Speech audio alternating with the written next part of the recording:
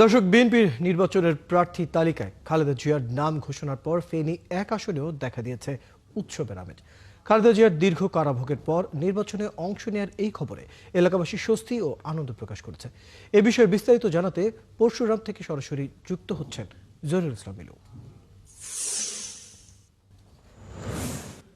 মিলু, খালেদা জিয়ার প্রার্থী হওয়ার ঘোষণায় এলাকাবাসী এবং বিএনপির নেতাকর্মীরা কি বলছেন এবং এলাকায় কি ধরনের আয়োজন চলছে?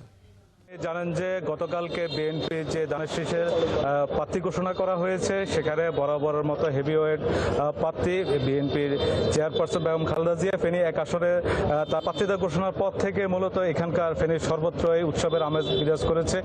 প্রত্যেক নেতাকর্মী কিংবা সাধারণ মানুষ তাদের সোশ্যাল মিডিয়াতে তাৎক্ষণিক প্রতিক্রিয়া দিয়েছে, তারা উচ্ছ্বাস প্রকাশ করেছেন। আজকে আমি যদি আপনাকে বলি রাখি, সকাল সালনাইয়াতে আজকে নেতাকর্মীরা সমাবেশ করেছে এবং বিকাল 3টায় খালেদা জিয়ার পিতৃভূমি ফুলগাজীতে সাধারণ মানুষ তারা মিছিল সমাবেশ করেছে। আমি এখন যেখানে দাঁড়িয়ে আছি সেটি পরশুরাম উপজেলা। এখানেও সকাল থেকে খণ্ড খণ্ড মিছিল নিয়ে মূলত সন্ধ্যার পরে তাদের একটি এখানে পথসভা এবং জনসভার মতো করে অনুষ্ঠান রয়েছে বলে জানিয়েছেন।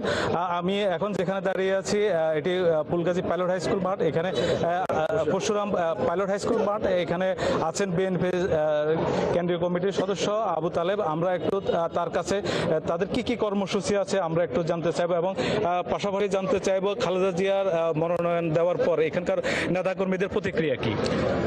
আপনাকে অসংখ্য ধন্যবাদ। আপনারা জানেন এই ফেনী এক আসন হচ্ছে দেশনেত্রী বেগম খালেদা জিয়ার আসন। এখান থেকে উনি ইতিপূর্বে 5 বার সংসদ সদস্য নির্বাচিত হয়েছেন এবং 3 বার উনি বাংলাদেশের প্রধানমন্ত্রী হয়ে বাংলাদেশকে একটি উন্নত বাংলাদেশ গড়ে তোলার জন্য তিনি নেতৃত্ব দিয়েছেন।